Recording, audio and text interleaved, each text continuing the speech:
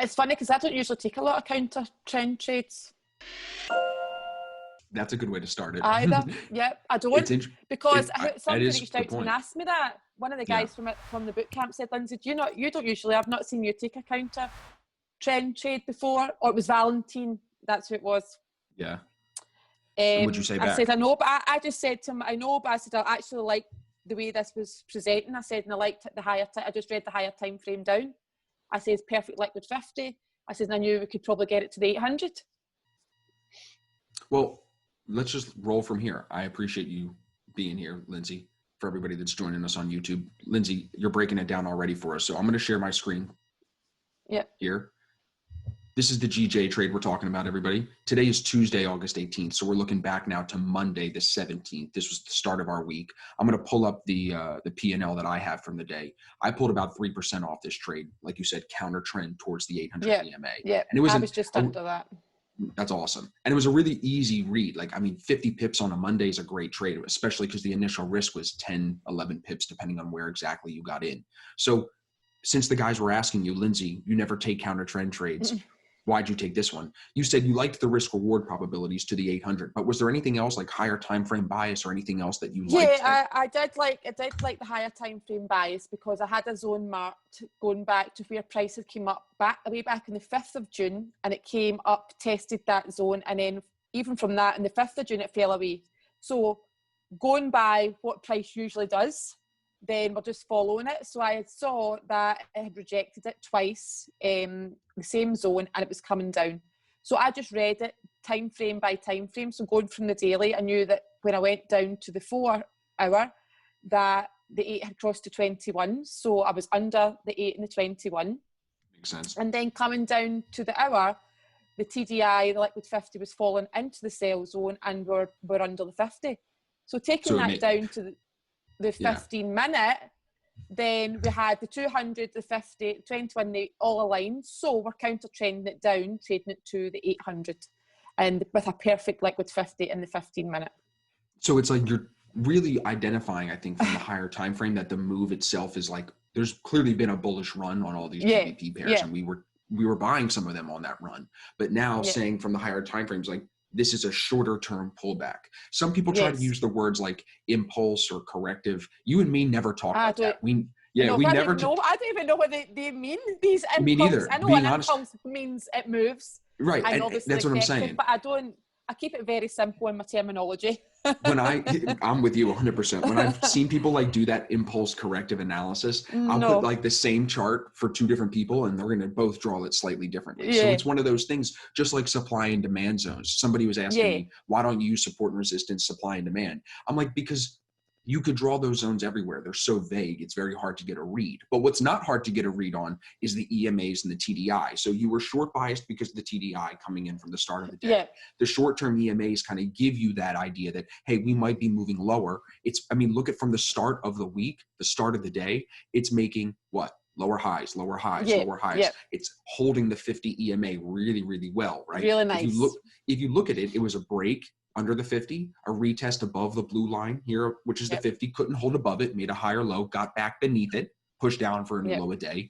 Great. Comes back and retests the 50, holds the 50 super well. You know there's some solid support there, resistance there, whatever you'd like to call it, some sensitivity. And I think that's why it makes sense then to look for this to continue lower. So a lot of people will say, EMAs don't work, technical indicators don't work.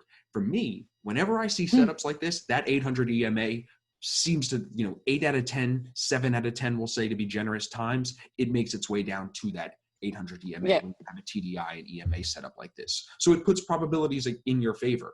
Now, what did you think about this divergence? Because Manuel, one of the guys in our chat, brought up a really good point. If you draw from yesterday's RSI low, and yesterday being Friday, into today with that initial push down here for a new low of day, that RSI is actually rising. You can see it with that black line. And price is falling.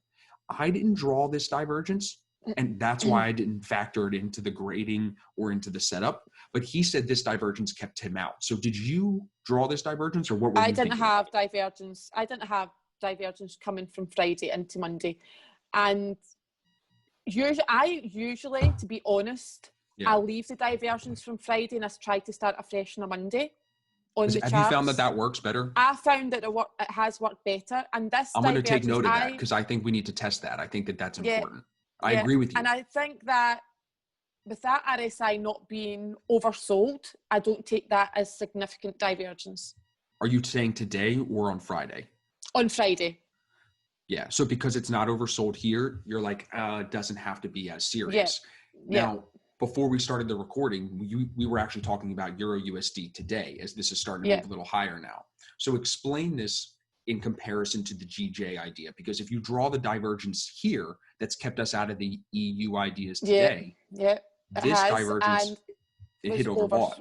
Yeah. So that did keep me out because it had hit overbought, and I have saw previously that when it is overbought like that, it doesn't always come back up, so it can come away. Right. Now, obviously, it's overbought today. It has been chopping, and obviously now it's making this move higher. But we don't know that, and there was no risk reward for me in that trade anyway. Right. So if you were to put the replay on here, and we go back to like when the breakout was initially happening, this divergence line is clearly setting some type of resistance in front of you. Whereas for everybody that's watching, if this divergence for some reason was, say, here, right? Maybe there was price action that went this high, you would have more space in risk reward terms. Yeah, to make it worthwhile. But here, if you were to look to go long like this, your stop is going to be 10, 11 pips. It's only 6 pips without a spread even. So we're talking 4 pips with a spread to the divergence line that multiple times we've seen it come up to that and come away from. But here, I think what you're seeing as it comes higher, like you said, Lindsay, I think you're seeing the overall bias, right? With the TDI in the buy zone, the EMA's in an uptrend. The move yesterday was long off the 50 EMA back here. So overall, there's a long bias here. And now as we're getting closer, it's 8:20 in the morning, we're getting closer to New York. You're probably seeing, look, dollar index is continuing to move down. We're starting to see things wake up, and that's going to drive, of course, Euro USD higher. But back to GJ. Going into the end of the day, I want to talk about the management of this trade because I think that that's really important too. Candle by candle, from when we took our entry, this fell very nicely for us. It held the 8 EMA, which is this yellow line. It held it really well. What happened when it consolidated here at the 8? What were you thinking? Because at that point, I'm up and you're up probably 20 to 30 pips in the trade, right? And your stop was only 10 or 12. So you're up 2R. What are you thinking at this point? Well, I had already, so at 2R, I was 50% out at 2R. So and then 50% of it closed. That means 50% of your stock. If you had 100,000 lots, 50 or units, 50,000 of them was closed, whatever it is. Half of it is closed. Got it. And then when the pins, so we have the 3 pins coming down to pin the 800, I took a little bit off on the second pin again. Because I knew the 800 was there, I knew the pivot was there, and I thought this could just bounce. So obviously that's what it did do. So I had a wee bit more off then, and then I let it come up to test the 8, and I kept telling myself, as long as it doesn't break the 21, I'm going to be remaining in this trade. Makes sense. So then I did. Did you keep your stop above the 21? Like, was it above the 21? So if it came up through the red, you were like, all right, take me out, get me out of this. But it can hold that and continue. So where were you out of this at full? Did you get out better than me? 4R. 4R? That's awesome. 4R. So that was under the 800 EMA. So you were able to be patient enough to let it sit underneath. Yeah. That's awesome. Yeah, I came out just at, it was around that 138.39, 79, sorry. Nice. So right about, I got it marked right here to 77. So then as the end of the day kind of shows up, when you close the trade and you're full out of the trade here by 12 o'clock New York time, that's what, 3, 4 o'clock your time? Yeah. So at that point, are you off the charts, not even looking at this, or are you still somebody that will look for even later entries than that? Because I was actually on the school run and then I came back. So it was just around 4 o'clock for me. So I came back and closed it off. Then that was me done for the day. So when you have because you're like me where you have other stuff going on. For me, it's always like my morning workouts. Like after we finish this video right now, I always got to get outside and get a walk and go do my thing. Do you find that when you have other stuff to do, let's say it's pick up the kids, or for maybe both of us, it's a coaching call or whatever it is, do you like to just get full out of the trade and get off the charts? Here's my winner. I got it. I don't care if it keeps going in the direction. Or do you like to leave a piece on and just keep moving the stock? No, I like to just get out and that's me done. Why? I just think because my time's done and I'm happy to get that piece of Just the more trade. I grateful mean, to I was be- happy really just to get that to the 800, and I did keep a wee piece in because I thought I'm still slightly got some time in the day, so I'm going to leave it in and see how it goes. But by the time it got to like 4 o'clock my time, I know the charts start to slow down. And I just think there's no point in being in the trade by then. I was happy with my own profit there and what the percent that I got out the trade, so I was happy just to come off the charts and be done. I think in a setup like this too, where you have, I'm trying to pull it up right now, if we can get ADR to show up. ADR was very close to like right underneath the 800 EMA as well yesterday. Yeah. So with the 800 there as a target, and with ADR, there are 2 reasons to say, hey, it's the end of the session. I got 4R out of this trade. It's at the 800, which I know it could bounce off of. It's at ADR, which I know normally means it starts to slow down. So having all those reasons, I think at that point, it definitely makes sense to get out of the trade, call it a day, and come back the next day. That's how I look at it. And that's I think how it's I funny. Look at it.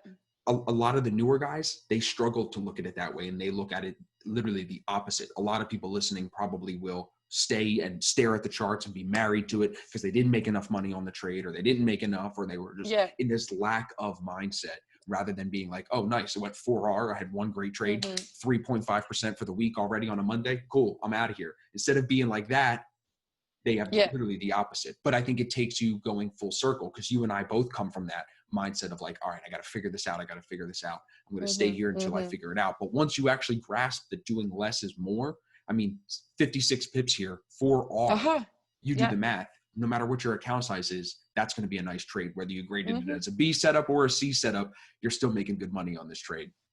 Yeah, no, it was a good trade definitely for a Monday, and being counter trend, I was very, very happy because, as you know, I don't take many counter trend trades.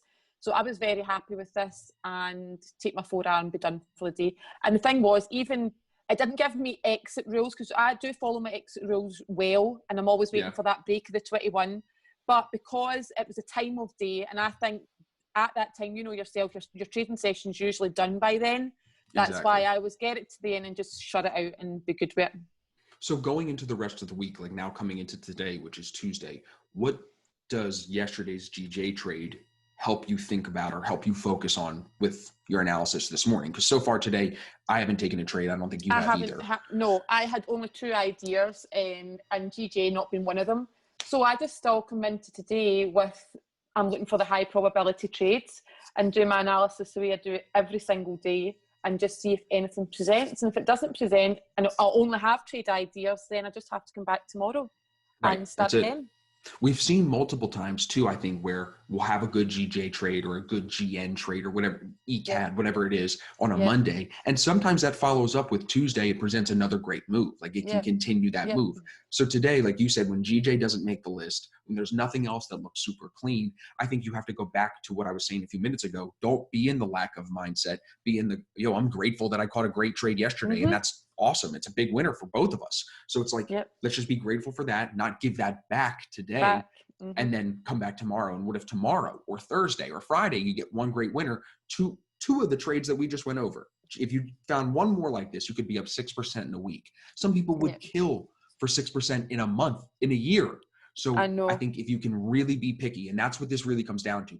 Some guy on Twitter to me said today, or some guy on Twitter said to me today, if I could talk right, he said, how come you never post your losers? I was like, if you go look, I post all of my trades. I post my losers. I just don't lose that often because I'm very selective. I'm not trading every day. You can see that too. Sometimes I'm tweeting about Trump, tweeting something reckless, tweeting about being at the pool.